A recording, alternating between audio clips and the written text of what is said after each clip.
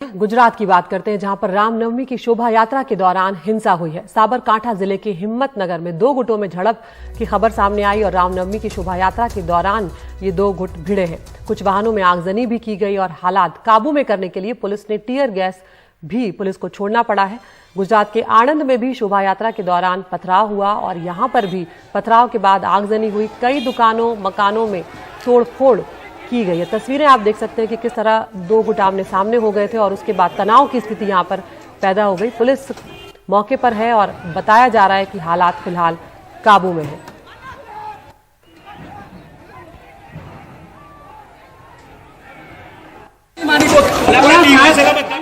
तो साबरकांठा और आणंद दो जगहों पर गुजरात में पथराव हुआ है जो रामनवमी की शोभा यात्रा थी उस दौरान, और बताया जा रहा है कि काफी तनाव बढ़ गया था और उसके बाद हिंसक झड़प हुई है। पुलिस को आंसू गैस भी छोड़नी पड़ी है।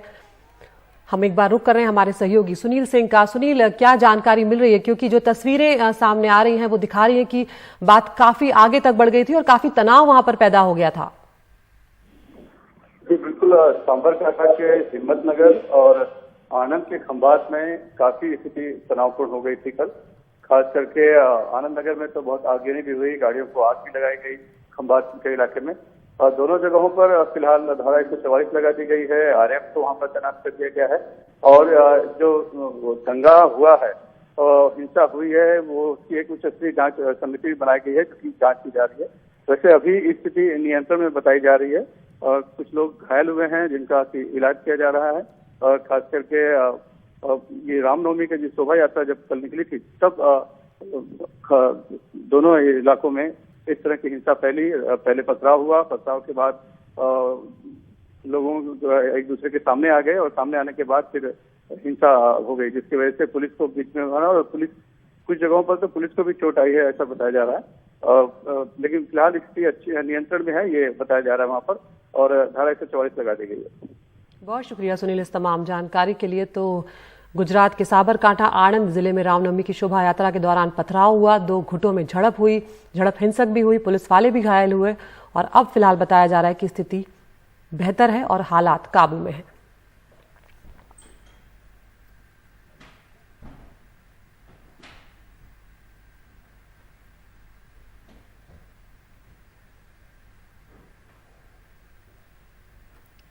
वही है। तो एक के बाद एक ऐसी खबरें आ रही हैं देश के अलग अलग हिस्सों से जो कहीं ना कहीं ये दिखा रही हैं कि किस तरह से धर्म के आधार पर बंट रहे हैं हमारे समाज के लोग, हमारे लोग, और आपस में ही एक दूसरे से भिड़ते हुए नजर आ रहे हैं। मध्य प्रदेश का रुख कर रहे हैं जहां पर खरगोन जिले में रामनवमी के जुलूस में हुए पथराव में कई लोग घायल हुए। जिले के एसपी और दो पुलिसकर्मियों को भी चोटें आई हैं। तनाव को देखते हुए कई इलाकों में कर्फ्यू तक लगाना पड़ा है। रामनवमी जुलूस में डीजे पर बज रहे गानों को लेकर एक समुदाय के लोगों ने ऐतराज जताया। उसके बाद पथराव शुरू हो गया, हालात काबू से बाहर हुए तो पड़ोसी जिलों से भी पुलिस बल को बुलाना पड़ा।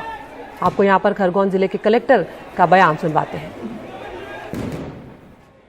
शहर में तालाब चौक और कुछ पॉइंट पे कर्फ्यू लगा दिया गया है और अभी शांति बनाए रखने के लिए अनिश्चितकालीन कर्फ्यू लगाया है। पूरे शहर में लगा दिया गया कि अभी कोई चिन्हित जगह पे गया है? अभी तो चिन्हित जगह है, पूरे शहर में तो नहीं लगा है।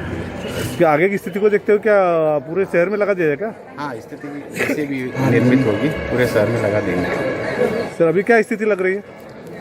अभी तो जिधर पत्थरबाजी हो रही है, आगजनी हो गई है, इसलिए पुलिस को आंसू गैस के गोले भी छोड़ना पड़ रहा है। आंसू गैस के वो भी छोड़े हैं।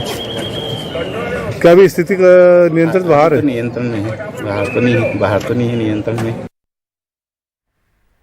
और हमारे साथ फोन लाइन पर जुड़ गए हैं हमारे सहयोगी अनुराग द्वारी। अनुराग, आज जब हम बुलेटिन शुरू कर रहे हैं तो इस तरह की ही खबरों से शुरू कर रहे हैं कि जेएनयू में दो अलग अलग विचारधाराओं वाले छात्र संगठन रामनवमी के दिन नॉनवेज खाने को लेकर आमने सामने आ गए। फिर गुजरात के साबरकांठा और आणंद जिले में भी रामनवमी के दिन पे शोभा यात्रा पर हंगामा हुआ, पथराव हुए और अब मध्य प्रदेश में खरगोन में ये स्थिति हो गई कि एसपी और दो पुलिसकर्मी तक घायल हो गए। क्या स्थिति इस वक्त वहां पर है और किस तरह की कार्रवाई जो है वो की जा रही है ताकि इस तरह की घटनाएं ना हो? बिल्कुल अदिति, वहाँ जेएनयू में तो एक विश्वविद्यालय का मामला है, लेकिन यहाँ दो शहरों में आग लगी है, खास करके दो संप्रदायों के बीच में, दो समुदायों के बीच में। जब तालाब चौक इलाके में खरगोन में जो रामनवमी का जुलूस था वो निकल रहा था तो कथित तौर पर वहां पत्थरबाजी हुई और जिसके बाद पुलिस को आंसू गैस के गोले छोड़ने पड़े, जो उन्मादित भीड़ थी उसको काबू में करने के लिए। और जिस पूरे जुलूस को शहर भर का चक्कर लगाना था, उसको आधे रास्ते में ही उसको फिर वहां से हटाया गया। दरअसल बताया जा रहा है कि जो अल्पसंख्यक समुदाय का इलाका था, वहां से जब ये जुलूस गुजर रहा था तो जो लाउड स्पीकर पर गाने बज रहे थे उसको लेकर ऐतराज जताया गया और फिर वहां पर पत्थरबाजी शुरू हो गई। आप उन तस्वीरों में देख सकते हैं कि युवा भी पत्थरबाजी कर रहे हैं, पुलिस आंसू गैस के गोले छोड़ रही है, जिसमें से कई लोग घायल हुए हैं। खुद खरगोन के एसपी सिद्धार्थ चौधरी के भी पैर में चोट लगी है, कल उन्हें स्ट्रेचर पर अस्पताल ले जाया गया, उसकी भी तस्वीरें आई।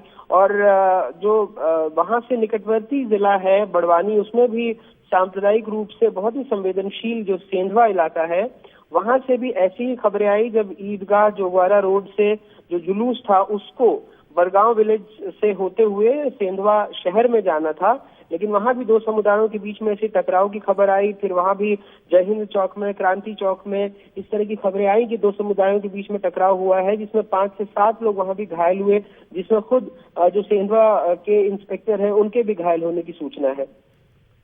बहुत शुक्रिया अनुराग, इस तमाम जानकारी के लिए, अपडेट के लिए हम आपके पास आते रहेंगे। तो मध्य प्रदेश के खरगोन में भी इसी तरह की स्थिति हुई है। रामनवमी के जुलूस पर जो डीजे बज रहा था उसकी आवाज को लेकर यहां पर ऐतराज जताया गया और उसके बाद 2 गुट भिड़े और इतना हंगामा, इतनी हिंसा हुई कि कर्फ्यू तक लगाना पड़ा और पुलिस वाले भी घायल हो गए। उधर झारखंड के लोहरदग्गा में भी रामनवमी के मौके पर लगने वाले मेले में हिंसा हुई और उसके बाद माहौल तनावपूर्ण हो गया। यहां एक खास समुदाय के लोगों पर रामनवमी के जुलूस पर पथराव करने का आरोप लगा है। यही नहीं, पथराव के बाद यहां मेले में खड़ी 10 मोटरसाइकिल और एक पिकअप वैन में भी आग लगा दी गई। जवाब में दूसरे पक्ष की तरफ से भी पथराव किया गया और इस हिंसा में 3 से 4 लोगों के घायल होने की खबर है, जिसमें से 2 की हालत गंभीर बताई जा रही है। घटना के बाद इलाके में भारी पुलिस बल की तैनाती कर दी गई है और धारा 144 भी लागू कर दी गई है ताकि भीड़ इकट्ठी ना हो पाए।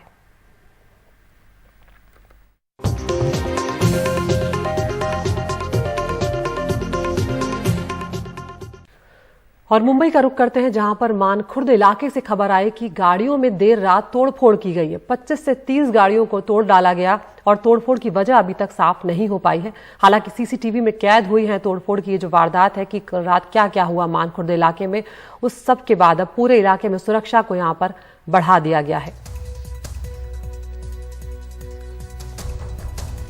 और हमारे साथ फोन लाइन पर जुड़ गए हमारे सहयोगी सोहित मिश्रा। सोहित, क्या अब तक साफ हो पाया है कि आखिर मानखुर्द इलाके में हुआ क्या, क्यों इन गाड़ियों में तोड़फोड़ की गई और कौन लोग थे जिन्होंने इस वारदात को अंजाम दिया है? देखिए अदिति, क्योंकि ये कल रात की घटना है, इसलिए पुलिस की ओर से जांच की जा रही है और जांच के बाद ही ये साफ हो पाएगा कि आखिर वजह क्या रही। लेकिन जो तस्वीरें सामने आई हैं उसमें देखा जा सकता है कि बड़े पैमाने पर लोग सड़कों पर हैं, गाड़ियों के शीशे तोड़े गए हैं और कई जगहों पर कहीं ना कहीं गाड़ियों को काफी नुकसान पहुंचाया गया है, जिसके बाद पुलिस की तैनाती इन इलाकों में बढ़ा दी गई है। कल जिस तरह से अलग अलग जगहों पर हमने देखा कि हिंसा की खबरें आ रही हैं, उस बीच जिस तरह से मानखुर्द में ये तोड़फोड़ हुई है, उसके बाद पुलिस ने लॉ एंड ऑर्डर को काबू में रखने के लिए कहीं ना कहीं सुरक्षा बढ़ाई है।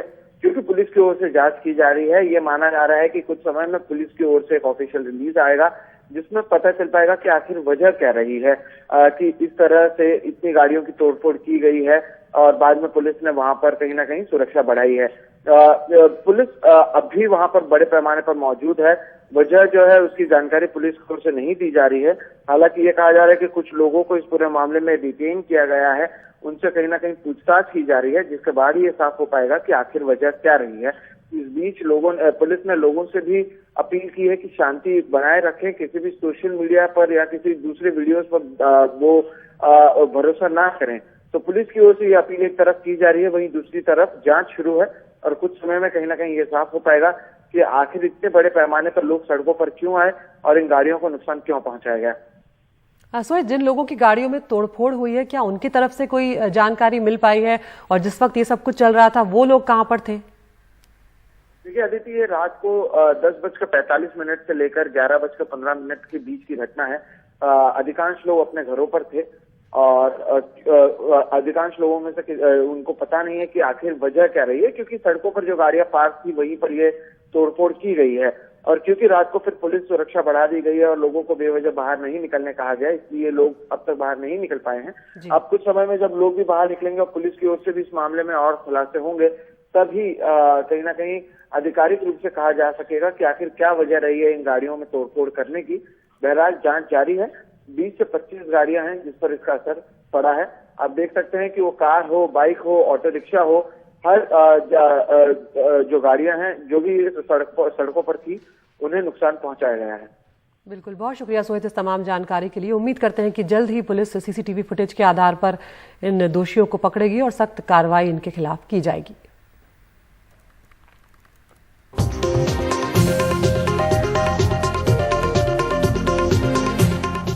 अब पाकिस्तान की बात करते हैं, जहां पर इमरान सरकार गिरने के बाद शहबाज शरीफ का प्रधानमंत्री बनना तय माना जा रहा है। संयुक्त विपक्ष के उम्मीदवार के तौर पर शहबाज शरीफ ने नामांकन दाखिल भी कर दिया और उनका नामांकन मंजूर भी हो गया है और पीटीआई की आपत्ति को खारिज कर दिया गया।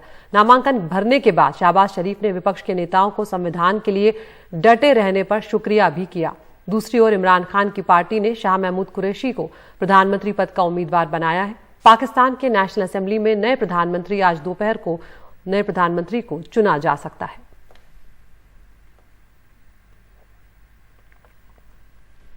और उधर आज इमरान खान की पार्टी पीटीआई की एक अहम बैठक हुई है, जिसमें फैसला किया गया कि नेशनल असेंबली और राज्य असेंबली से इस्तीफा देगी उनकी पार्टी। कल नए प्रधानमंत्री के चुनाव के साथ ही नेशनल असेंबली से इसकी शुरुआत जो है वो आज से हो जाएगी।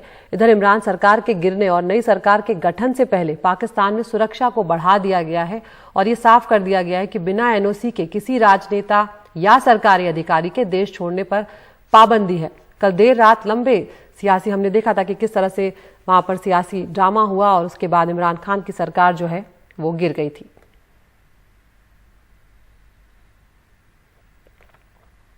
और अविश्वास प्रस्ताव हारने वाले इमरान खान की पहली प्रतिक्रिया भी सामने आई। उन्होंने ट्वीट कर कहा कि पाकिस्तान 1947 में एक आजाद देश बना, लेकिन सत्ता बदलने के लिए विदेशी साजिश के खिलाफ आजादी की लड़ाई आज फिर से शुरू होती है। उन्होंने आगे लिखा कि देश की जनता हमेशा लोकतंत्र और संप्रभुता के लिए लड़ेगी।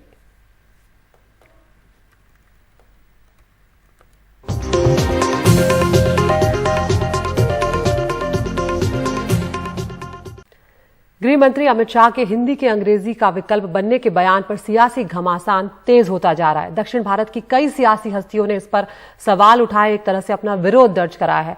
पश्चिम बंगाल कांग्रेस के प्रमुख अधीर रंजन चौधरी ने तो इसे सांस्कृतिक आतंकवाद तक करार दिया है। तेलंगाना के मंत्री केटी रामाराव ने अंग्रेजी के विकल्प के तौर पर हिंदी की वकालत करने से जुड़े गृह मंत्री अमित शाह के बयान को भाषाई अहंकार बता दिया और कहा कि इसकी प्रतिक्रिया भारी पड़ेगी। केटी रामाराव ने अपने एक ट्वीट में कहा है, हम अपने महान देश के लोगों को खुद ये तय क्यों नहीं करने देते कि वो क्या खाएं, क्या पहने, किसकी पूजा करें और कौन सी भाषा बोलें। हिंदी को थोपना और अंग्रेजी को नकारना इस देश के युवाओं के साथ बड़ी नाइंसाफी होगी, जिनकी वैश्विक आकांक्षाएं हैं। अमित शाह ने संसद की आधिकारिक भाषा कमेटी की बैठक में कहा था कि राज्य आपस में अंग्रेजी के बजाय हिंदी में पत्राचार करें। तमिलनाडु के मुख्यमंत्री एम.के. स्टालिन भी चेतावनी दे चुके हैं कि हिंदी को थोपने से देश की एकता पर असर पड़ेगा। तीन भाषा फॉर्मूला क्यों होना चाहिए? तीसरी भाषा भारत के अंदर बातचीत के लिए हो सकती है, लेकिन ये देश की 60 से 70% आबादी की अपनी भाषा नहीं है। उधर पश्चिम बंगाल से कांग्रेस ने भी ऐसी ही आवाज उठाई। सारे हिंदुस्तान में कितने लोग हिंदी कहते हैं और कितने लोग हिंदी ना कहते, इसको सारे आंकड़ा निकाले जाए, आपको पता चलेगा। 40 के ज्यादा कुछ लोग हिंदी कहते हैं, बाकी हिंदी नहीं बोलते हैं। तो ये कल्चरल टेररिज्म लगता है मेरे लिए। केरल के मुख्यमंत्री पिनराई विजयन ने कहा है, भारत अपनी विविधता में एकता के लिए जाना जाता है। संघ परिवार का एजेंडा इस विविधता और संघवाद को मान्यता देने का नहीं है। स्थानीय भाषाओं को कमजोर करना उनके एजेंडा का हिस्सा है। इस बीच संगीतकार ए.आर. रहमान का एक ट्वीट वायरल हो गया है, जिसमें उन्होंने एक प्रसिद्ध तमिल कवि की पंक्ति कही है कि प्यारी तमिल हमारी अस्तित्व का मूल है। हैदराबाद से उमा सुधीर, एनडीटीवी इंडिया के लिए। नोएडा में बिल्डर माफिया द्वारा गड़बड़ियों की नींव पर खड़ा किया गया ट्विन टावर तोड़ने की तैयारियां पूरी हो चुकी हैं। रविवार को इसका ड्राई रन भी हुआ, जिसके तहत 32 मंजिला इमारत के कुछ फ्लोर्स पर हल्के विस्फोट करके देखा गया। अब इस ड्राई रन का विश्लेषण होगा और अगर सब कुछ ठीक रहा तो 22 मई को देश में पहली बार 100 मीटर से ऊंची एक इमारत को ध्वस्त कर दिया जाएगा। हमारे सहयोगी मुकेश सिंह सेंगर की रिपोर्ट। तरीके से बने ट्विन टावर को गिराने का जो ड्राई रन है वो शुरू हो चुका है। आप देखें कि अभी हल्के ब्लास्ट हुए हैं। ये ब्लास्ट जो 13वीं मंजिल पर और इसके बेसमेंट पर विस्फोटक रखे गए थे उसमें ब्लास्ट कराया गया है। ये एक ड्राई रन है। ड्राई रन के तहत ये देखा जा रहा है कि बिल्डिंग में कितना कंपन होगा और क्या क्या चीजें हो सकती हैं। दो हल्के धमाकों के साथ 103 मीटर ऊंची और 32 मंजिला इमारत को जमींदोज करने का रास्ता लगभग साफ हो गया। रविवार को इमारत को ध्वस्त करने का ड्राई रन किया गया, जिसके तहत इमारत के सामने के रास्ते बंद कर दिए गए। आसपास रहने वाले लोगों से कहा गया कि वो इमारत में विस्फोट होने के 15 मिनट पहले और 15 मिनट बाद तक घरों से ना निकलें। सेफ्टी पर्सपेक्टिव से आप बोलेंगे तो दोनों सोसाइटीज़ को रिक्वेस्ट की गई है कि वो लोग नीचे ना आवे, नीचे टहले नहीं, अपनी बालकनीज में आके जाके नहीं, डोर्स बंद रखे, विंडोज़ बंद रखे। सो इट्स जस्ट एक स्टेप फर्दर सेफ्टी के लिए है, जाकि हमने कॉलम्स इतने कवर करके रखे कि वहाँ से कुछ भी चीज़ बाहर आना नामुमकिन है। पलवल से विस्फोटक लाने के बाद ट्विन टावर की 13वीं मंजिल और बेसमेंट में 5 किलो विस्फोटक रखा गया और दोपहर ठीक 2:30 बजे धमाके किए गए। धमाके के बाद कंपन को मापने के लिए आसपास 3 सेंसर लगाए गए, जिनमें से एक सेंसर पास से गुजर रही गैस की पाइपलाइन के ऊपर लगाया गया। ड्राई रन के बाद अगले 15 दिन तक अब इसका विश्लेषण होगा। How was dry run? It was good, yeah. Dry run अच्छा रहा, सब सही गया। हमें सारी सूचना मिल गई थी। अब हम डिटेल में स्टडी करके ही आगे कुछ करेंगे। And then we take it further. From there we do our final design. Bharat की एडिफिस कंपनी दक्षिण अफ्रीका की जेट डेमोलिशन कंपनी के साथ मिलकर इस ट्विन टावर को कुछ इस तरह गिराएगी। दावा किया जा रहा है कि ट्विन टावर का मलबा आसपास नहीं गिरेगा, हालांकि धूल का गुबार जरूर निकलेगा, जिससे बचने के लिए एहतियाती उपाय किए जाएंगे। ड्राई रन के बाद अगर सब कुछ ठीक रहा तो 22 मई को महज 9 सेकेंड के अंदर ये ट्विन टावर जमींदोज हो जाएगा। न सिर्फ ट्विन टावर बल्कि बिल्डर माफियाओं और सरकारी अफसरों के गठजोड़ का एक अध्याय भी खत्म हो जाएगा। इसके बाद इस तरह की अवैध इमारतें बनाने के पहले ये लोग एक बार जरूर सोचेंगे। नोएडा से कैमरामैन गौरी प्रसाद के साथ मैं मुकेश सिंह, एनडीटीवी इंडिया। और नोएडा के ही पास है गाजियाबाद, जो देश के सबसे प्रदूषित शहरों में से एक है। यहाँ सांस लेते वक्त कई दूषित कण और बीमारियां लोगों के शरीर में दाखिल हो रहे हैं और अब प्रदूषण कम करने के लिए जापानी तकनीक का प्रयोग हो रहा है। क्या है ये तकनीक, कैसे काम करती है, बता रहे हैं हमारे संवाददाता रवीश रंजन शुक्ला। गाजियाबाद का साई उपवन 5 महीना पहले कुछ इस तरह दिखता था, लेकिन रविवार को जब गाजियाबाद नगर निगम की टीम यहां पहुंची तो हरियाली देखकर हैरान रह गई। इस इलाके में 2100 पौधे लगाए गए थे, जो आज एक छोटे जंगल की शक्ल अख्तियार करते दिख रहे हैं। लंग्स ऑफ गाजियाबाद के नाम से हम लोगों ने एक अभियान चलाया था कि भाई जैसे हमारे शरीर को साफ रखने के लिए लंग्स जो है साफ हवा देते हैं, इसी प्रकार से अगर आप लंग्स ऑफ सिटी की बात करें, लंग्स ऑफ गाजियाबाद की बात करें, तो ये जो अर्बन फॉरेस्ट हैं ये लंग्स बन सकते हैं। गाजियाबाद में प्रदूषण की समस्या को दूर करने के लिए जापान की मियावाकी पद्धति से छोटे छोटे जंगल लगाने की नीति अपनाई गई है। इसके तहत गाजियाबाद की 20 जगहों पर 5 लाख से ज्यादा पौधे लगाकर अर्बन फॉरेस्ट्री विकसित करने की योजना है। एक मियावाकी स्टाइल ऑफ प्लांटेशन अगर हम लोग करें, मियावाकी बेसिकली जापानीज कॉन्सेप्ट है, वहाँ के एक एनवायरमेंटलिस्ट ने इस कॉन्सेप्ट को दिया था। तो उसमें बेसिकली हम लोग जो प्लांटेशन करते हैं, अगर मैं बहुत कम शब्दों में समझाऊं तो एक जमीन को हम लोग आइडेंटिफाई करते हैं, आइडेंटिफाई करने के बाद में उसमें उस कंप्लीट बेड को चेंज करते हैं, उसको ट्रीट करके मिट्टी को बेड बना के, और जब हम पेड़ लगाते हैं, और पेड़ भी जो है काफ़ी ग्रुपिंग में लगाए जाते हैं। तो इनफैक्ट हमने इसमें जो फ्रूट्स हैं उसके भी पेड़ लगाए हैं, क्योंकि ये जो फॉरेस्ट है, जो मंकी मेनास रहता है सिटीज़ में, अगर वो अर्बन फॉरेस्ट अगर इस तरह के डेवलप हो तो वो सारे लोग चीज़ें जो हैं वो वन्यजीव है एक तरह से, बंदर भी, तो वो इधर शिफ्ट हो सकते हैं। गाजियाबाद देश के सबसे प्रदूषित शहरों में से एक है, खासतौर पर यहाँ की हवा में धूल और धुएं के कण बहुत ज्यादा हैं। ऐसे में अन्य तरीकों के साथ प्रदूषण से निपटने का ये भी एक तरीका है, लेकिन ये तभी कामयाब हो पाएगा जब इस पर सभी जगह गंभीरता से लगातार काम किया जाएगा। गाजियाबाद से रवीश रंजन शुक्ला, एनडीटीवी इंडिया। और बनेगा स्वस्थ इंडिया मुहिम के तहत अब आपको दिखाते हैं देश के अलग अलग हिस्सों में 10 शहरों में प्रदूषण का हाल।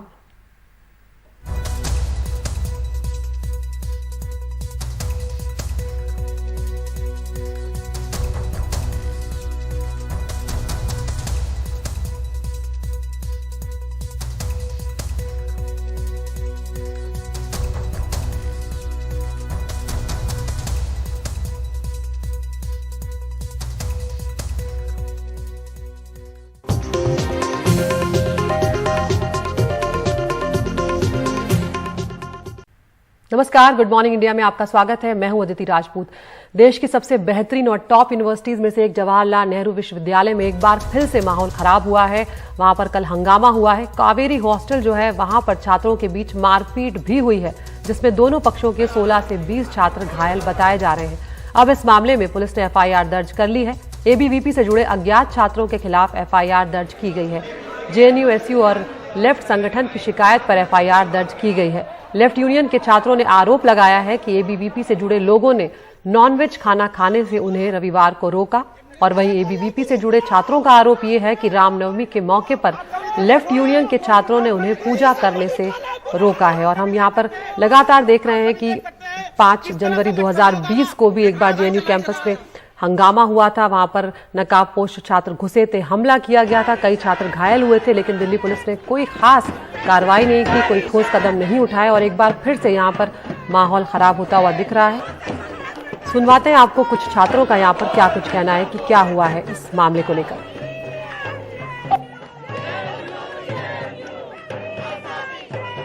देखिए, अंदर वो लोग बहुत मारपीट किए, कावेरी के अंदर बहुत पत्थरबाजी किए। उसके बाद अभी पुलिस को हम बार बार फोन किए तो पुलिस आई, लेकिन पुलिस भी किसी को भी रोकी नहीं।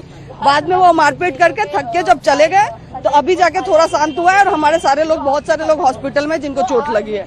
कितने लोगों को चोट लगी है? कुछ बहुत लोगों को लगी है, 50-60 लोग से ज्यादा लोगों को चोट लगी है। जो भी स्टूडेंट्स थे उनका ये मानना था कि आप कुछ भी करें, किसी का कोई रिलीजियस सेंटिमेंट्स यहाँ पर हर्ट नहीं होगा। लेकिन उन लोगों का ये कहना था कि अगर हम यहाँ पर पूजा, एबीवीपी की तरफ जो लोग थे उनका मानना था कि हम लोग यहाँ पर जब तक पूजा पाठ करेंगे या हवन करेंगे, इस मेस में नॉनवेज नहीं बन सकता है।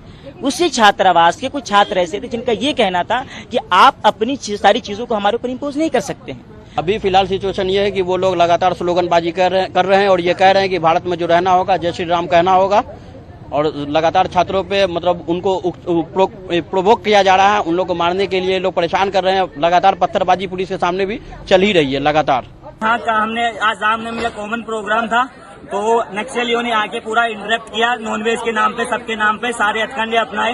पर देखिए आखिरकार उन्होंने लड़ाई पे उतरे और ये देखिए बहुत मारा है मेरे को बीच में लेके।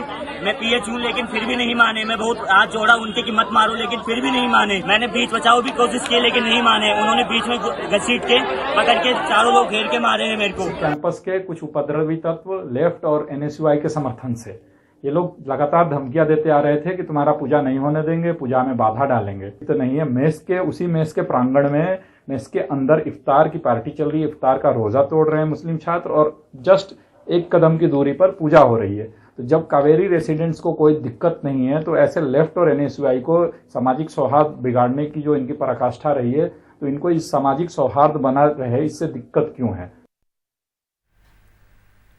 और हमारे साथ जुड़ रहे हमारे सहयोगी मुकेश सिंह सेंगर। मुकेश, दुखद है कि देश की सबसे बेहतरीन यूनिवर्सिटीज में से एक जेएनयू में इस तरह का माहौल पैदा हो रहा है कि दो अलग अलग विचारधाराओं के छात्र संगठन आमने सामने आ गए हैं, मारपीट हो रही है और नॉनवेज खाने को लेकर, पूजा करने जैसे मामलों को लेकर ये लोग एक दूसरे के साथ मारपीट कर रहे हैं। इस वक्त क्या स्थिति है वहां पर, और जो एफआईआर दर्ज हुई है वो किन धाराओं में दर्ज हुई है? देखिए, अभी हालात बिल्कुल शांतिपूर्ण हैं। दिल्ली पुलिस जो जेएनयू की गेट है वहां पर तैनात है और अभी तक जो है 16 से 20 छात्र पुलिस के पास अपनी शिकायत लेकर गए हैं, जिसमें सभी छात्रों की मेडिकल जांच हुई है और इन छात्रों की शिकायत के आधार पर दिल्ली पुलिस ने एबीवीपी के अज्ञात छात्रों के खिलाफ मारपीट धमकी देने का मामला दर्ज कर लिया है और जो वीडियो फुटेज सामने आए हैं उसके बेसिस पर पुलिस का यह दावा है कि सभी की पहचान की जाएगी और उनके खिलाफ कार्रवाई की जाएगी। वहीं जो एबीवीपी के छात्र हैं उनकी तरफ से दिल्ली पुलिस को अब तक कोई शिकायत नहीं मिली है। अगर वो शिकायत करते हैं तो उनकी शिकायत पर भी केस दर्ज किया जाएगा। फिलहाल जेएनयू के अंदर और बाहर जो माहौल है वो शांतिपूर्ण है। हालांकि कल दोपहर से लेकर शाम तक यानी देर रात तक काफी तनावपूर्ण माहौल रहा और ऐसा देखने को मिला जैसे कि छोटे शहरों के कॉलेजों में होता है कि वहां पर छात्रों के गुट आपस में मारपीट कर लेते हैं। इस तरह का माहौल जेएनयू में था, जहां पर एबीवीपी के लोगों ने आरोप लगाया कि जब वो रामनवमी की पूजा कर रहे थे कावेरी मेस के बाहर, तभी जो लेफ्ट विंग के छात्र हैं उन्होंने उनको पूजा करने से रोका। इसी बात को लेकर झगड़ा हुआ। हालांकि जो लेफ्ट विंग के छात्र हैं उनका ये कहना ये है कि जो रामनवमी के दिन कल जो है रमजान का भी प्रोग्राम चल रहा था और इसी बीच जो एबीवीपी के छात्र हैं उन लोगों ने कावेरी मेस में नॉनवेज नहीं बनने दिया और इसी बात को लेकर क्लेश हुआ और शाम होते होते दोनों पक्षों में मारपीट शुरू हो गई, पथराव हुआ, गमले फेंके गए, जिसमें एक छात्रा के सर में काफी चोट आई, खून निकलता हुआ दिखाई दिया और बाकी करीब 16 से 20 छात्र इसमें घायल हैं। हालांकि अभी घायलों की संख्या बढ़ सकती है क्योंकि कई छात्र ऐसे हैं जो अभी मेडिकल जांच कराने नहीं पहुंचे हैं। तो पुलिस का दावा यह है कि जैसे जैसे छात्र मेडिकल जांच करवाएंगे और शिकायत देंगे उसके बेसिस पर आगे की कार्रवाई की जाएगी। लेकिन जैसा आपने पहले शुरुआत में कहा था कि पुलिस पर लापरवाही के आरोप लगते रहे हैं, इस बार भी लगे हैं। जो लेफ्ट विंग के छात्र हैं उनका कहना यह है कि पुलिस काफी देर से पहुंची और पुलिस तब पहुंची जब एबीवीपी के लोग पूरी तरीके से मारपीट कर चुके थे और मारपीट करने के बाद जा चुके थे। ऐसा ही आरोप करीब 2 साल पहले लगा था जब लेफ्ट विंग के छात्रों के बीच में और राइट विंग के छात्रों के बीच में मारपीट हुई थी और इस मारपीट में भी बड़ी संख्या में छात्र घायल हो गए थे। इस मारपीट में यह भी आरोप लगा था कि एबीवीपी के लोगों ने बड़ी संख्या में यूनिवर्सिटी के बाहर से लोग बुलाए थे जो कि यूनिवर्सिटी में दाखिल हुए और पुलिस के सामने ही मारपीट करते रहे। तो इस तरह काफी गंभीर आरोप है दिल्ली पुलिस पर, लेकिन फिलहाल पुलिस का यह दावा है कि वो छात्रों की शिकायत पर कार्रवाई कर रही है और जांच को आगे बढ़ा रही है। जी बिल्कुल मुकेश, कई तस्वीरें ऐसी भी आई हैं जिन छात्रों को चोट लगी है वो काफी गंभीर नजर आ रही है, कई छात्रों को खून निकल रहा है, उनकी स्थिति कैसी है और खुद जेएनयू प्रशासन का इस पूरे घटनाक्रम पर क्या कुछ कहना है? देखिए, जो दिल्ली पुलिस के मुताबिक किसी भी छात्र को गंभीर चोट नहीं है, सभी को माइनर इंजरी, हल्की चोटें हैं और जितने भी छात्र घायल हुए थे उन सभी को तुरंत अस्पताल से छुट्टी दे दी गई है और कोई भी अस्पताल में भर्ती नहीं है। दूसरा, जो जेएनयू प्रशासन है उसने ये साफ किया है, कल ही साफ कर दिया था कि जेएनयू के अंदर खाने को लेकर किसी तरह की कोई पाबंदी नहीं है। यहाँ पर खाना हर तरह का बनता है और जेएनयू की तरफ से ऐसा कोई आदेश नहीं दिया गया है कि खाने पर कोई पाबंदी लगाई जाए। छात्रों के बीच का आपस का झगड़ा है जिसमें छात्रों से बात करके इस मामले को सुलझाने की कोशिश की जा रही है। इस तरह का स्टेटमेंट जेएनयू ने कल दिया था, लेकिन फिलहाल अभी क्या कुछ वो इसको पूरे मामले को लेकर जांच करेंगे या नहीं करेंगे इसको लेकर कुछ साफ नहीं है। लेकिन दिल्ली पुलिस अपनी तरफ से जांच कर रही है और जांच में क्या कुछ निकल पाता है, क्या इसकी असली वजह सामने आती है, किसकी गलती थी, ये सब जांच के बाद साफ होगा। बहुत शुक्रिया मुकेश इस तमाम जानकारी के लिए। तो जैसा कि मुकेश बता रहे हैं कि पुलिस अभी इस मामले में जांच कर रही, तो अभी बहुत कुछ सामने आना बाकी है कि आखिर ये सब कुछ शुरू कैसे हुआ, किसने पहले मारपीट शुरू की और जेएनयू प्रशासन का जहां पर यह कहना है कि किसी तरह की कोई पाबंदी नहीं है खाने पीने को लेकर या अपने धर्म के पालन को लेकर। तो ये जो कुछ भी हुआ है वो छात्रों के अपने ही बीच में हुआ है, प्रशासन की तरफ से फिलहाल कुछ नहीं और कोशिश की जा रही है कि सब कुछ ठीक हो जाए।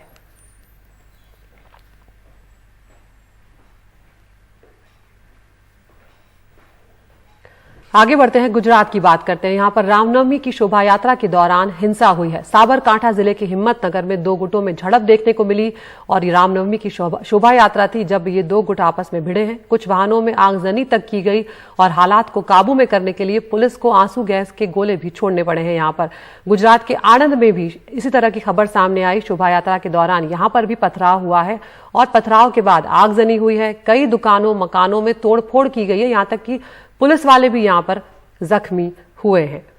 तस्वीरें आप देख सकते हैं कि क्या स्थिति थी रामनवमी के दिन। इस तरह की तस्वीरें सामने आई हैं। सुनील सिंह हमारे सहयोगी फोन लाइन पर जुड़ गए हमारे साथ। सुनील, साबरकांठा आणंद दोनों ही जगहों की जो तस्वीरें हैं वो दिखा रही हैं कि क्या कुछ वहां पर बीता है कल रामनवमी के मौके पर। इस वक्त हालात वहां पर कैसे हैं और पुलिस का क्या कुछ कहना है, क्योंकि जिन लोगों ने इस हिंसा को भड़काया है उन पर सख्त कार्रवाई होना जरूरी है ताकि ऐसी घटनाएं आगे ना हो। बिल्कुल अदिति, पुलिस कार्रवाई कर रही है। जो संदिग्ध लोग हैं उन्हें पकड़ा भी गया है, लेकिन अभी कुल कितने लोग पकड़े गए हैं, गिरफ्तारियां हुई है, इस पर अभी स्पष्ट नहीं किया है पुलिस प्रशासन ने। लेकिन कल जो हुआ बहुत ही दुर्भाग्यपूर्ण था, खास करके आनंद जिले के खंभात में जो सकरपुर गांव में जब रामनवमी की शोभा यात्रा जा रही थी उस दौरान पथराव हुआ और उसके बाद तनाव इतना बढ़ गया और दोनों गुटों में कि आगजनी भी हुई और कई गाड़ियों को वहां पर आग भी लगा दी गई।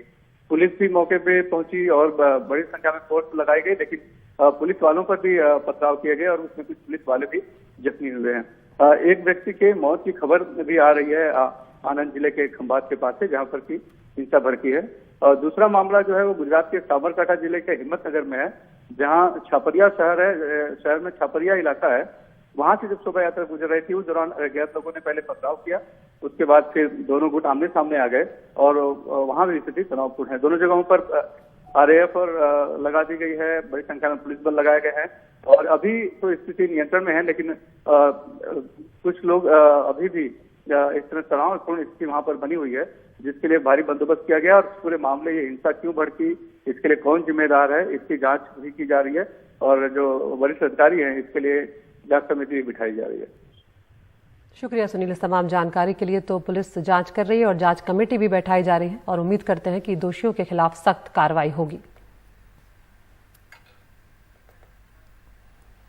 तो रामनवमी का दिन तो था राम की उपासना के लिए और एक दूसरे से आपस में जो सौहार्द है उसको बनाए रखने के लिए, लेकिन एक के बाद एक हमारे देश से लगातार ऐसी खबरें आई जो कहीं ना कहीं दुख पहुंचाती हैं। पश्चिम बंगाल के बांकुड़ा में भी रामनवमी के जुलूस के दौरान जमकर बवाल हुआ है। खबरों के मुताबिक रामनवमी का जुलूस जब मस्जिद इलाके से गुजर रहा था तो पुलिस ने इसे रोकना चाहा, जिसके बाद जुलूस में शामिल गुस्साई भीड़ ने पथराव शुरू कर दिया। जवाब में पुलिस ने भी जमकर यहाँ पर लाठियां बरसाई हैं।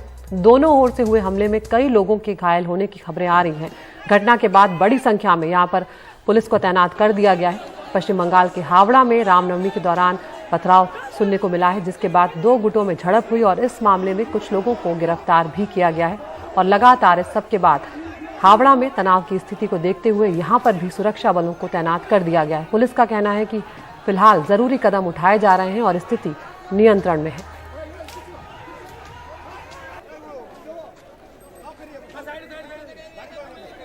तो इस घटना पर पश्चिम बंगाल बीजेपी के अध्यक्ष शुवेंदु अधिकारी ने ट्वीट किया है, जिसमें उन्होंने केंद्रीय गृह मंत्रालय, बंगाल के राज्यपाल, बंगाल सरकार और बंगाल पुलिस को टैग करके लिखा है कि हावड़ा के शिवपुर में श्री रामनवमी के अवसर पर जब राम भक्तों ने शोभा यात्रा निकाली तो हावड़ा पुलिस ने कांस्टेबल और अफसर ने उन पर लाठियों की बौछार कर दी। कुछ लोग गंभीर रूप से घायल भी हुए। क्या सनातन धर्म का पालन करना इस राज्य में निषिद्ध है?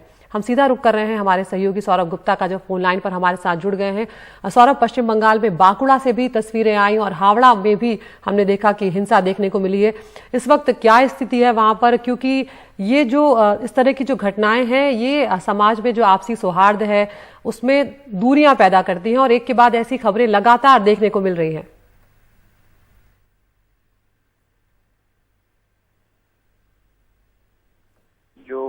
की या पथराव की खबर आई है तो पुलिस का कहना है कि उन सारे जगहों पे जो पुलिस की फोर्स है वो तैनात कर दिया गया है और अभी सभी जगहों पे स्थिति ठीक ठाक है, कोई परेशानी नहीं है, लेकिन पुलिस सुरक्षा के लिए वहां पे अभी भी तैनात है।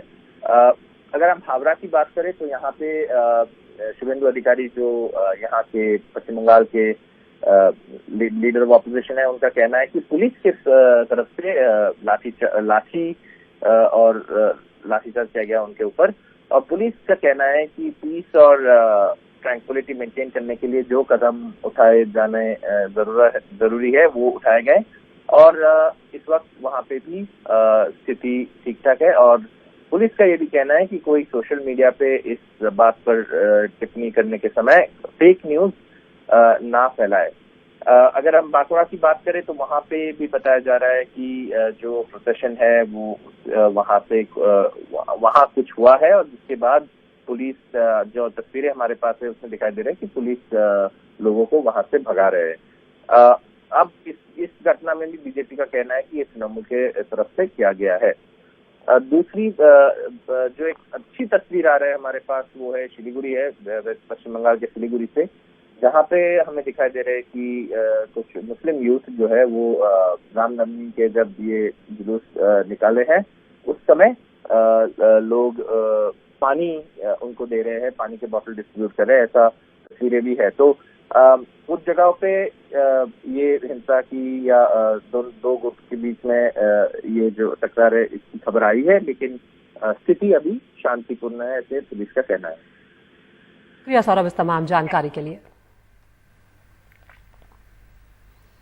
और झारखंड से भी ऐसी खबर आई। झारखंड के लोहरदग्गा में भी रामनवमी के मौके पर लगने वाला जो मेला था उसमें हिंसा के बाद माहौल खासा तनावपूर्ण हो गया। एक खास समुदाय के लोगों पर रामनवमी के जुलूस पर पथराव करने का आरोप लगाया है। यही नहीं, पथराव के बाद यहां पर मेले में खड़ी 10 मोटरसाइकिल और एक पिकअप वैन में आग भी लगा दी गई। जवाब में दूसरे पक्ष की तरफ से भी जमकर पथराव हुआ और इस हिंसा में करीब 4 लोगों के घायल होने की खबर आ रही है, जिसमें से 2 की हालत गंभीर बताई जा रही है। घटना के बाद इलाके में भारी पुलिस बल को तैनात कर दिया गया है और धारा 144 भी लागू कर दी गई है ताकि भीड़ यहां पर इकट्ठी ना हो पाए। और हम सब जानते हैं कि देश में अब स्कूल जो हैं वो शुरू हो चुके हैं और एक खबर आ रही है गाजियाबाद के इंदिरापुरम के स्कूल के 3 छात्र जो हैं वो कोरोना संक्रमित पाए गए हैं। 3 छात्र हैं जिन्हें कोरोना हुआ और उसके बाद स्कूल को फिलहाल बंद कर दिया गया है और 3 दिनों तक क्लासेस ऑनलाइन ही जारी रहेंगी। तो इस तरह की जो अंदेशा है वो हमेशा ही बना रहेगा क्योंकि कोविड अभी हमारे देश से गया नहीं है और ऐसे में जब स्कूल शुरू हो रहे हैं तो खास तौर पे ये भी कहा जा रहा है बार बार अभिभावकों से कि आप सावधानी बरतें और अगर बच्चों में थोड़े से भी लक्षण हैं या ज़रा भी उन्हें सर्दी जुकाम या हल्का बुखार भी है तो उन्हें स्कूल बिल्कुल ना भेजें क्योंकि वो कोविड हो सकता है। और हम ये भी जानते हैं जो ओमिक्रॉन है वो बहुत तेज़ी से फैलता है और कई बार लक्षण जो है वो बिल्कुल समझ में नहीं आते, तो ऐसे में तेज़ी से फैलने के चलते ये जो है और लोगों को संक्रमित कर सकता है। हम सीधा रुक कर रहे हैं हमारे सहयोगी रवीश रंजन शुक्ला का। रवीश, ये अंदेशा लगातार बना हुआ है जब स्कूल खुले हैं क्योंकि कोविड अभी गया नहीं है हमारे देश से। ये जो गाजियाबाद के इंदिरापुरम का स्कूल है इसको लेकर क्या जानकारी मिल रही है? जी देखिए, अभी गाजियाबाद के 2 जो पब्लिक स्कूल है वहाँ पे 6 छात्र जो है वो कोरोना पॉजिटिव पाए गए हैं। तो इसके बाद में दोनों ही जो पब्लिक स्कूल हैं उनको 3 दिन के लिए बंद कर दिया गया है। अभी हमारी सीएमओ से भी बात हुई गाजियाबाद के, उनका ये कहना है कि हालांकि उनकी ओर से कोई ऐसी गाइडलाइन नहीं है कि मतलब स्कूल को बंद किया जाए, लेकिन ये वो था उनका कहना कि पब्लिक स्कूल ने अपने ताई जो है वो ये डिसीजन लिया है कि सैनिटाइज किया जाए। और ये पता चल रहा है कि पिछले हफ्ते जो है वो बुधवार को इन बच्चों को हल्का लक्षण था और स्कूल नहीं आ रहे थे, तो उसके बाद में जब पब्लिक स्कूल के एडमिनिस्ट्रेशन ने पता करने की कोशिश की तब पता चला कि उनको कोविड हो गया। तो इसके बाद में एहतियात के तौर पर 3 दिन के लिए जो पब्लिक स्कूल है उसको बंद कर दिया गया है। ऑनलाइन क्लासेस जो है वो जारी रखी गई हैं, लेकिन फिलहाल ये जरूर हम लोगों का कहना है, जो अभी तमाम सारे लोगों से हमारी बात हुई है सीएमओ से और जो दूसरे लोगों से, उनका ये कहना है कि इक्का दुक्का मामले ही गाजियाबाद में अभी कोविड के ऐसे आ रहे हैं और बहुत ही माइल्ड सिम्टम्स हैं, तो ऐसा कोई परेशान होने की जरूरत नहीं है। और अभी तक उन्होंने इस तरीके का कोई गाइडलाइन भी नहीं दिया है कि स्कूल को तुरंत बंद कर दिया जाए। स्कूल की अपनी मर्जी है, अगर वो बंद करना चाहते हैं तो ठीक है, अदरवाइज वो सैनिटाइज करके अपने स्कूल को चालू रख सकते हैं। लेकिन राहत की बात यह है कि अभी बहुत कोई तेजी नहीं आई है कोविड के, उसमें इक्का दुक्का मामले ही गाजियाबाद में आ रहे हैं। जी आदित्य। बिल्कुल। रविश, जिस स्कूल की हम बात कर रहे हैं इंदिरापुरम के, और वहां पर जो छात्र संक्रमित पाए गए हैं, क्या उनके जो क्लासमेट्स हैं उनके टेस्ट करवाए जा रहे हैं स्कूल की तरफ से? अभिभावकों को ही बोला गया है कि टेस्ट करवा लें? नहीं, एक सिंपल सा ईमेल किया गया है, मैसेज किया गया है इन दो जो पब्लिक स्कूल है उनके एडमिनिस्ट्रेशन की तरफ से कि 3 बच्चे पाए गए हैं और कोई ऐसी घबराने की बात नहीं है। क्लासेस जो है वो अब ऑनलाइन चलेंगे 3 दिन। अगर फिर भी अगर कोई सिम्टम्स उनको अपने बच्चे के अंदर जो है वो लक्षण दिखते हैं और अगर सर्दी जुकाम भी होता है तो वो अपने बच्चे को स्कूल ना भेजें और कोविड की जांच करवाएं। तो ऐसा सिंपल गाइडलाइन है, कोई जरूरी नहीं बनाया गया है कि सब जो है वो बच्चों की जांच कराई जाए। अगर लक्षण पाए जाते हैं तो वो जांच करा सकते हैं, अदरवाइज कोई ऐसी बात नहीं है। जी, बहुत शुक्रिया रविश इस तमाम जानकारी के लिए। तो गाजियाबाद के इंदिरापुरम के एक स्कूल के 6 छात्र कोरोना संक्रमित पाए गए हैं, जिसके बाद स्कूल को 3 दिनों के लिए बंद कर दिया गया है और अब 3 दिनों तक ऑनलाइन क्लासेस ही चलेंगी। और फिलहाल ये बताया गया है कि सभी की हालत ठीक है और घबराने जैसी कोई भी बात नहीं है।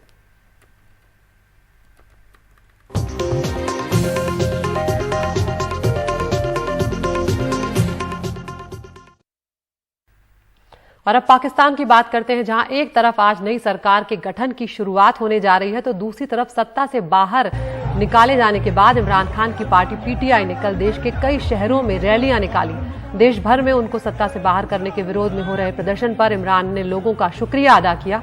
रैली के वीडियो को ट्वीट करते हुए उन्होंने कहा कि हमारे इतिहास में कभी भी इतनी भीड़ अनायास और इतनी संख्या में नहीं आई, जिसने बदमाशों के नेतृत्व वाली इंपोर्टेड गवर्नमेंट का उन्होंने शब्द का इस्तेमाल किया, यानी आयातित सरकार को खारिज कर दिया हो।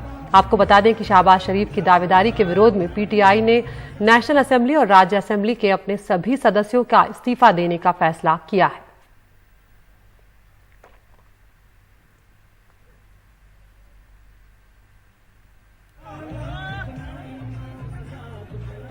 तो रैलियों के विरोध के जो वीडियो हैं वो इमरान खान ने ट्वीट किए और उन्होंने लिखा कि हमारे इतिहास में कभी भी इतनी भीड़ अनायास और इतनी संख्या में नहीं आई, जिसने बदमाशों के नेतृत्व वाली आयातित सरकार को खारिज कर दिया हो।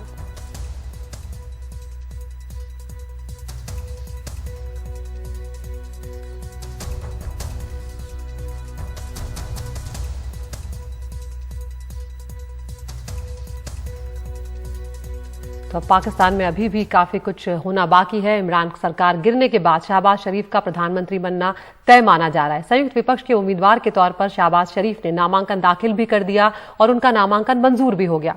पीटीआई की आपत्ति को खारिज कर दिया गया है। नामांकन भरने के बाद शहबाज शरीफ ने विपक्ष के नेताओं को संविधान के लिए डटे रहने पर धन्यवाद दिया। दूसरी ओर इमरान खान की पार्टी ने शाह महमूद कुरैशी को प्रधानमंत्री पद का उम्मीदवार बनाया है। पाकिस्तान की नेशनल असेंबली में नए प्रधानमंत्री आज दोपहर को चुने जाएंगे।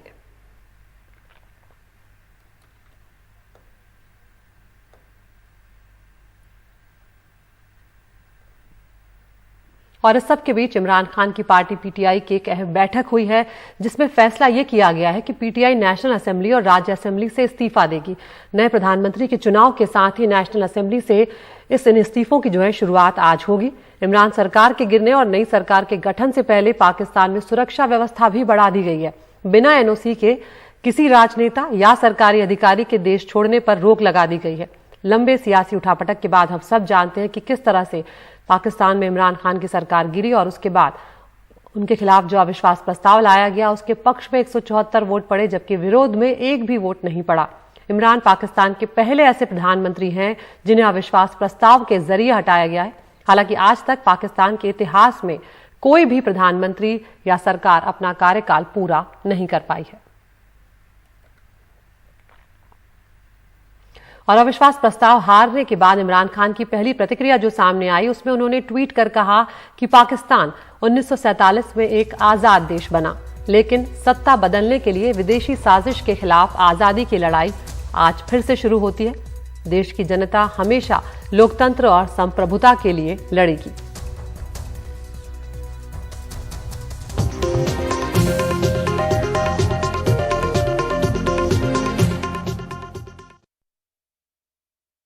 और रविवार रात को मुंबई के मानखुर्द इलाके में गाड़ियों में तोड़फोड़ हुई है। 25 से 30 गाड़ियों को निशाना बनाया गया और उनमें जमकर तोड़फोड़ की गई, जिसमें कार, बाइक, ऑटो सभी शामिल थे। किसी के शीशे तोड़ दिए गए, कई गाड़ियों को नुकसान पहुंचाया गया। तोड़फोड़ की वजह अभी तक साफ नहीं हो पाई है। हालांकि सीसीटीवी में तोड़फोड़ की जो वारदात है वो कैद हो गई है, जिसमें देखा जा सकता है कि बड़ी संख्या में लोग आए हुए हैं और उसके बाद गाड़ियों को निशाना बना रहे हैं। इस सब के बाद पूरे इलाके में सुरक्षा बढ़ा दी गई है और मुंबई पुलिस जो है वो सीसीटीवी फुटेज के आधार पर आरोपियों की तलाश कर रही है।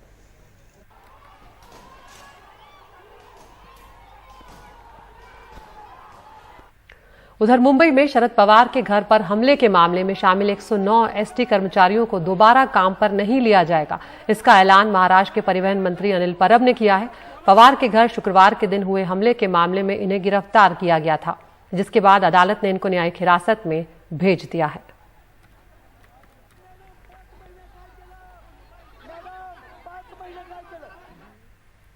और अब वक्त हो गया है टॉप 5 का। रोज हम आपको 5 खबरें दिखाते हैं और आप चुन सकते हैं अपनी पसंद की खबर। तो आज पहली खबर है जवाहरलाल नेहरू यूनिवर्सिटी से जुड़ी हुई, जहां पर रामनवमी में नॉनवेज को लेकर छात्र भिड़े हैं आपस में और उसके बाद उनमें आपस में मारपीट भी हुई है, कुछ छात्र घायल हुए हैं। दूसरी खबर, रामनवमी के दिन देश के अलग अलग जगहों पर कई जगहों पर शोभा यात्रा या जुलूस के दौरान 2 गुटों में हिंसा हुई है और तनावपूर्ण स्थिति देखने को मिली है।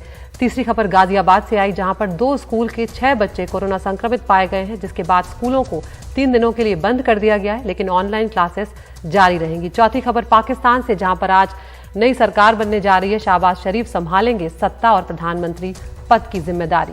और 5वीं खबर, प्रधानमंत्री नरेंद्र मोदी और अमेरिका के राष्ट्रपति जो बाइडेन के बीच आज वर्चुअल बैठक होगी। रूस यूक्रेन युद्ध समेत तमाम द्विपक्षीय मुद्दों पर दोनों नेताओं की चर्चा होगी। आप हमारे YouTube चैनल पर जाकर इस पोल में हिस्सा ले सकते हैं और अपनी पसंद की खबर चुन सकते हैं।